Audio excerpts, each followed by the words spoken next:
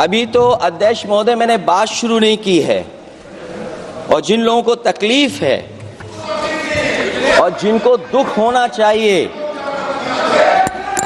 उनके बारे में मैं, हालांकि वो बाद में कहना चाहता था महाकुंभ के बारे में, लेकिन अध्यक्ष महोदय क्योंकि बहुत सारे माननीय सदस्य ये सुन नहीं सकते हैं, इसलिए मैं बात वहीं से शुरू करता हूं। आप देश के परम अभिभावक होने के नाते हमारा आपसे अनुरोध है कि जहां सरकार बजट के आंकड़े लगातार दे रही है, और जब मैंने अभिभाषण पढ़ा अध्यक्ष महोदय, बहुत सारे आंकड़े सरकार ने दिए हैं। आंकड़े देने से पहले महाकुंभ में मरने वालों के आंकड़े भी दे दें। महाकुंभ की व्यवस्था के बारे में स्पष्टीकरण देने के लिए मेरी मांग है अध्यक्ष महोदय, सर्वदलीय बैठक बुलाई जानी चाहिए। महाकुंभ आपदा प्रबंधन व खोया पाया केंद्र की जिम्मेदारी सेना को दी जाए। महाकुंभ हादसे के शिकार लोगों की मृत्यु, घायलों का इलाज, दवाइयों, डॉक्टर, भोजन पानी, परिवहन की उपलब्धता का आंकड़ा संसद में पेश किया जाए। महाकुंभ हादसे के लिए जिम्मेदार लोगों पर, महाकुंभ हादसे के लिए जिम्मेदार लोगों पर घोर दंडात्मक कार्रवाई हो। जिन्होंने सच छिपाया है उनको दंडित किया जाए। अध्यक्ष महोदय, हम डबल इंजन की सरकार से पूछते हैं, अगर अपराध बोध नहीं था तो आंकड़े दबाए, छिपाए और मिटाए क्यों गए हैं? सच छिपाना और मिटाना भी तो अपराध है। इसका दंड कौन भुगतेगा अध्यक्ष महोदय? जहां इंतजाम होना चाहिए था वहां प्रचार हो रहा था। एक धार्मिक समागम में डबल इंजन का राजनीतिक प्रचार अशोभनीय है, निंदनीय है। इतने बड़े हादसे के बाद कम से कम अब तो वो होर्डिंग उतरवा देना चाहिए। अध्यक्ष महोदय, महाकुंभ की जो तैयारी हुई, जो हम लोगों ने जाना वहां पर, महाकुंभ न केवल 144 साल के लिए ये कहा गया, बल्कि ये भी कहा गया कि पहली बार धरती पर इस तरह का डिजिटल और जो आधुनिक चीजें हैं, टेक्नोलॉजी, उसका इस्तेमाल कर करके महाकुंभ होने जा रहा है। सीसीटीवी, ड्रोन, लाइव स्ट्रीमिंग के आधार पर जिनका दावा था कि वो डिजिटल कुंभ करा रहे हैं, वो मृतकों की डिजिट नहीं दे पा रहे हैं। एक तरफ तो जो लोग डिजिटल डिजिटल डिजिटल अध्यक्ष महोदय कहने को थकते नहीं हैं, लेकिन जब कुंभ में इतना बड़ा हादसा हो गया है तो यही सरकार डिजिट नहीं दे पा रही है। हमारे अपने लोग मारे गए हैं, जिसमें परिवार का हर रिश्ता दिवंगत हुआ है। किसी की माता, किसी के पिता, किसी की बहू, किसी की बेटी, किसी का भाई बहन, चाचा चाची। बच्चों के आंकड़े तो अभी तक नदारद हैं। खोया पाया केंद्र ही लोगों को तो नहीं मिल रहा है। जो खोया पाया केंद्र था उसको भी लोग पा नहीं पा रहे, ढूंढ नहीं पा रहे। अध्यक्ष महोदय, कुंभ कोई पहली बार नहीं हो रहा है। कुंभ का आयोजन सदियों से होता आया है। हमारे पौराणिक और हमारे इतिहास के दस्तावेज ये बताते हैं कि समय समय पे जो भी सरकारें रही होंगी, जिसका भी राज रहा होगा अध्यक्ष महोदय, उसने महाकुंभ या इस तरह के कुंभ का आयोजन किया है। एक तरफ तो वो कि जो 144 साल बाद महाकुंभ होने जा रहा है, उसका इतना प्रचार किया, और मैंने तो कई टीवी इंटरव्यूज में, कई समाचार चैनलों पर ये बात सुनने में आई और सुनते रहे हम लोग कि सरकार ने 100 करोड़ लोगों के आने का इंतजाम किया है। और अगर 100 करोड़, अध्यक्ष महोदय, अगर ये बात गलत है तो मैं रिजाइन आपको देना चाहता हूं।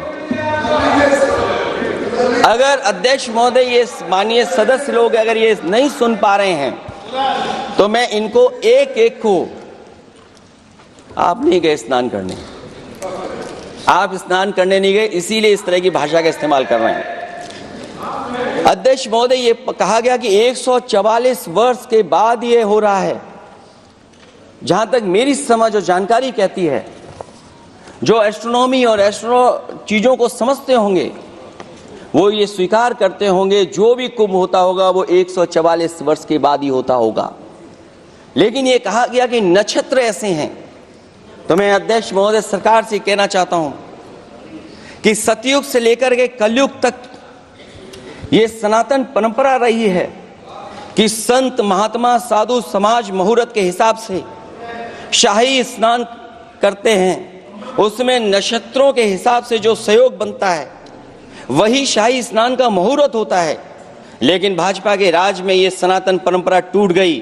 पहले सरकार ने संत समाज को शाही स्नान रद्द करने का आदेश दिया, जिससे अनादिकाल की सनातन परंपरा टूटी। और फिर जब देश भर ने ये बात उठी, देश भर में ये बात उठी, तो उन्होंने हादसे को छिपाकर फिर से आदेश दिया कि अखाड़े शाही स्नान करने जाएं।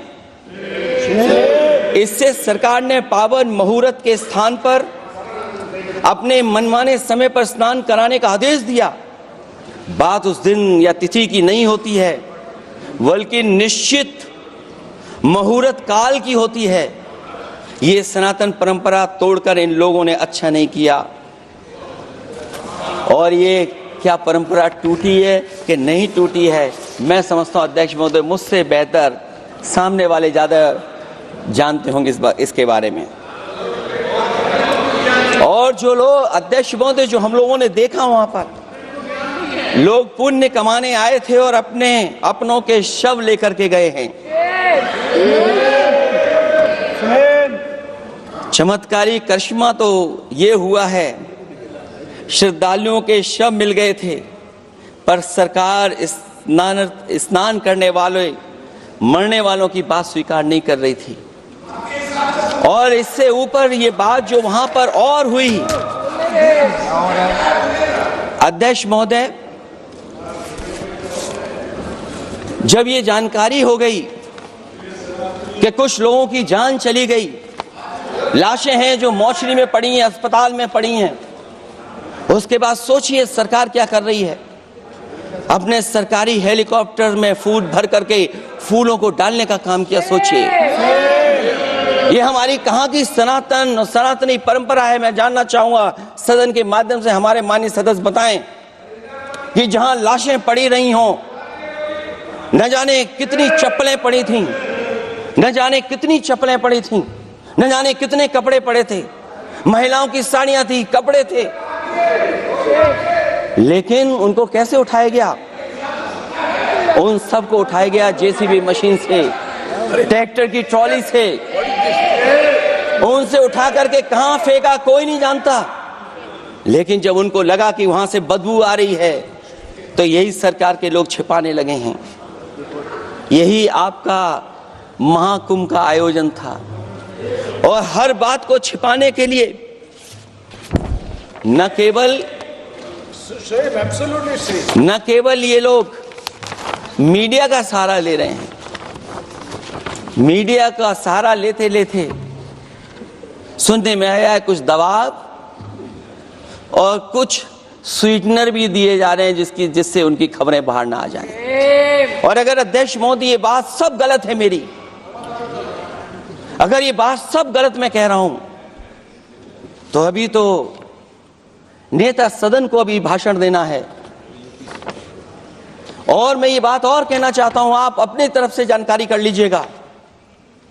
हमारे उत्तर प्रदेश के मुख्यमंत्री जी ने शोक नहीं प्रकट किया था। जब देश की राष्ट्रपति और प्रधानमंत्री जी ने शोक प्रकट किया, उसके बाद 17 घंटे बाद सरकार ने स्वीकार किया। अध्यक्ष मोदी, ये वो लोग हैं जो आज भी कोई सच्चाई स्वीकार नहीं कर सकते। इनका रास्ता क्या है मैं नहीं जानता हूं, कहां ले जाना चाहते हैं। लेकिन जब अध्यक्ष महोदय मैंने अभिभाषण पढ़ा है, राष्ट्रपति महोदया का, तो वही पुरानी बातें कि 12 करोड़ शौचालय बन गए हैं, 10 करोड़ गैस कनेक्शन हो गए हैं, 80 करोड़ लोगों को राशन दिया जा रहा है, 25 करोड़ लोगों को मिडिल क्लास में शामिल कर दिया गया, न्यू मिडिल क्लास में शामिल कर दिया गया। 80 और 85 को अगर हम जोड़ दें अध्यक्ष महोदय 105 करोड़ हो गए। बच्चों को और जोड़ दें तो सरकार अध्यक्ष महोदय किसके लिए काम कर रही है, किसके लिए काम कर रही है? अगर 80 को राशन दें, 25 को न्यू मिडिल क्लास में जोड़ दें, 105 करोड़ हो गए। और जो बाकी बचे हमारे देश की आबादी जिसको 140 करोड़ बता रहे हैं, उसमें कम से कम बच्चे कुछ तो संख्या होगी, आधी आबादी की संख्या होगी। अगर उसको हम बाहर निकालें तो आखिर आज सरकार किसके लिए काम कर रही है? वही बात पुरानी सुनने को मिलती है कि राष्ट्रीय मिलिट्री स्कूल बन गए हैं, राष्ट्रीय मिलिट्री स्कूल जिनमें बालिकाओं की भर्ती शुरू हो गई है। अध्यक्ष महोदय ये एक बता दें जो नया इन्होंने 10 साल के अंदर राष्ट्रीय मिलिट्री स्कूल खोला हो। और कंफ्यूज मत होना, राष्ट्रीय मिलिट्री स्कूल कौन से होते हैं, सैनिक स्कूल कौन से होते हैं, ये कंफ्यूज मत होना। 10 साल में सोचिए अध्यक्ष महोदय, एक भी नया राष्ट्रीय मिलिट्री स्कूल नहीं खोला है। अगर खोला हो तो सरकार जरूर बताए। जो लोग कहते हैं हम ईज ऑफ डूइंग रिसर्च कर रहे हैं, अध्यक्ष महोदय इनकी ईज ऑफ डूइंग रिसर्च हमने देखी है। इनकी ईज ऑफ डूइंग रिसर्च अपनी इमेज चमकाने के लिए और दूसरे की इमेज बर्बाद करने के लिए ईज ऑफ डूइंग रिसर्च चल रही है। ईज ऑफ डूइंग बिजनेस, मैं देखता हूं जहां कहीं भी इन्वेस्टमेंट मीट होती है, देश के सभी मंत्री वहां पहुंच जाते हैं, सरकार के मुखिया भी जाते हैं वहां। मुझे याद है उत्तर प्रदेश में सबसे बड़ा आयोजन हुआ था इन्वेस्टमेंट मीट का। न केवल इन्वेस्टमेंट मीट इन्वेस्टर्स को बुलाया गया था, बल्कि डिफेंस एक्सपो के भी कार्यक्रम कई हुए थे। और अध्यक्ष महोदय भरोसा ये दिलाया गया था कि जो MOU हो रहे हैं 40 लाख करोड़ के, वो उसको जमीन पर उतार लिया जाएगा। मैं इन्हीं डबल इंजन की सरकार से जानना चाहता हूं कि जो 40 लाख करोड़ के MOU हुए उसमें कितना जमीन पर ये सरकार उतार पाई है। कहीं ऐसा तो नहीं है कि सरकार के डबल इंजन आपस में ही टकरा रहे हों। अब तो जो खबरें हम लोग पढ़ते हैं, न केवल इंजन टकरा रहे हैं अध्यक्ष महोदय, अब तो डब्बे भी टकराने लगे हैं। सुना है क्योंकि दिल्ली में चुनाव है, आप इंजीनियर की डब्बा हैं। ये हमारे पुराने माननीय सदस्य हैं, आप हम एक हैं, बस जगह अलग बदल गई। जिस विभाग के मंत्री हैं वो हमारा ही काम है, आप लोग अच्छा नहीं कर रहे हैं।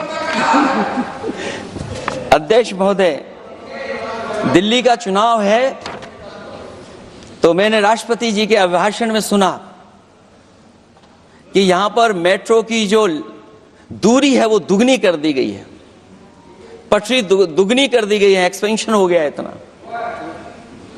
अध्यक्ष महोदय, मैं स्वीकार करता हूं दिल्ली का चुनाव है, एक्सपेंशन की बात करेंगे, लेकिन कभी आपने क्यूटो का नाम सुना है? आपने वेनिस का नाम सुना है?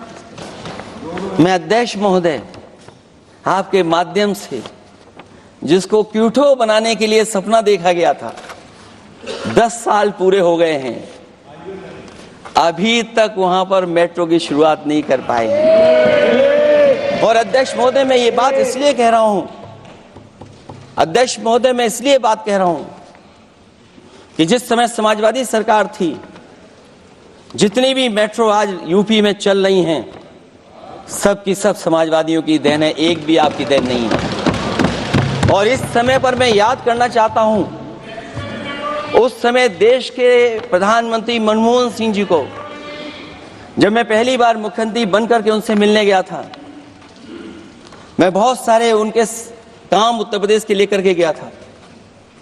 आज वो हमारे बीच नहीं हैं, लेकिन कम से कम उन्हें इसी बात से याद कर रहे हैं जो जो मैंने काम उस समय दिए थे, एक एक काम उस समय के प्रधानमंत्री जी ने मेरा पूरा कर करके, और उसका परिणाम ये हुआ है अध्यक्ष महोदय, और उसका परिणाम ये हुआ है कि आज उत्तर प्रदेश में जितनी भी मेट्रो चल रही हैं, चाहे वो लखनऊ की हो, कानपुर की हो, आगरा की हो, नोएडा की हो, ग्रेटर नोएडा को जोड़ रही हो, दिल्ली को जोड़ रही हो। और अध्यक्ष महोदय, जिस समय उद्घाटन हुआ था दिल्ली से नोएडा को जोड़ने वाली मेट्रो का, उस समय देश के प्रधानमंत्री एक विदेश के बहुत बड़े उनके साथ बैठ करके गए थे उद्घाटन करने। वो अगर किसी ने काम किया था पूरा, तो नोएडा अथॉरिटी और समाजवादी सरकार ने, उसमें आपकी देन कोई नहीं थी। ये बात मैं मेट्रो की इसलिए कर रहा हूं कि जो लोग दिल्ली में मेट्रो बना रहे हैं, वो बनारस में मेट्रो क्यों नहीं बना पा रहे हैं? और दिल्ली का विकास अपने आप हो जाएगा, बस ये जो भारतीय जनता पार्टी की दिल्ली वाली सरकार है वो हस्तक्षेप करना बंद कर दे। अध्यक्ष महोदय, रिवर लिंकिंग का कार्यक्रम कुछ दिन पहले प्रधानमंत्री जी ने किया। अध्यक्ष महोदय, मैं आपके माध्यम से, जहां किसानों के लिए एक नई चीज आ रही है जिससे कि न केवल उनकी खेती बाड़ी बल्कि बहुत सा सुधार दिखाई देगा। खेती बाड़ी को भी पानी मिलेगा, पीने का भी पानी होगा। इंटरलिंकिंग पुरानी योजना है, और मुझे याद है जब पहली बार उसका MOU साइन हुआ था, उस समय दोनों प्रदेश के मुख्यमंत्री शामिल थे, लेकिन जब उद्घाटन हुआ है तो दोनों के प्रदेश के मुख्यमंत्री वहां से गायब थे। और वो कारण अगर जानना चाहोगे तो वो कारण भी बता दूंगा अगर आप कहोगे तो। जहां इंटरलिंकिंग हो रही रिवर की, ये अच्छी योजना है। 40,000 करोड़ रुपए आप खर्च करने जा रहे हैं। लाखों लाख जमीन उत्तर प्रदेश और मध्य प्रदेश की सिंचाई के लिए शामिल हो जाएगी। लोगों को पीने का पानी मिलेगा, लेकिन जिनकी जमीन जाएगी उन किसानों को, गरीबों को क्या सरकार मदद कर रही है? लैंड एक्विजिशन मैंने भी की एक समय पर, और मुझे याद है अध्यक्ष महोदय, जब मैंने लैंड एक्विजिशन किया था उसमें भारत का ये लैंड एक्विजिशन एक्ट नहीं आया था। मैंने किसानों से बातचीत की थी और किसानों से समझाया कि ये योजना से, परियोजना से क्या लाभ होने जा रहा है। वहां के किसान तैयार हो गए, और उसका परिणाम ये था कि 21 महीने में देश का सबसे बेहतरीन एक्सप्रेसवे और जमीन एक्वायर कर करके हम लोगों ने बना करके दिखा दिया। और जब उद्घाटन हुआ था तो उसमें भारतीय वायुसेना के विमान सुखोई और मिराज को उतार करके हम लोगों ने उद्घाटन किया था उसका। ये बात मैं इसलिए बता रहा हूं, जिस हाईवे पर देश के प्रधानमंत्री उतरे थे और उद्घाटन के बाद प्रधानमंत्री जी के पीछे पीछे कोई चल करके आया था। वो हाईवे भी अगर किसी ने डिजाइन किया था तो समाजवादी सरकार का डिजाइन था, वो भारतीय जनता पार्टी का डिजाइन नहीं था। और अगर इनका डिजाइन होता तो उत्तर प्रदेश में कोई नया हाईवे ऐसा बना करके दिखाएं जिससे हवाई जहाज उतर जाए। नहीं तो मैं मानूंगा कि आप जो कह रहे हैं कि आधुनिक इंफ्रास्ट्रक्चर बनाना चाहते हैं, आपकी परिभाषा क्या है आधुनिक इंफ्रास्ट्रक्चर की?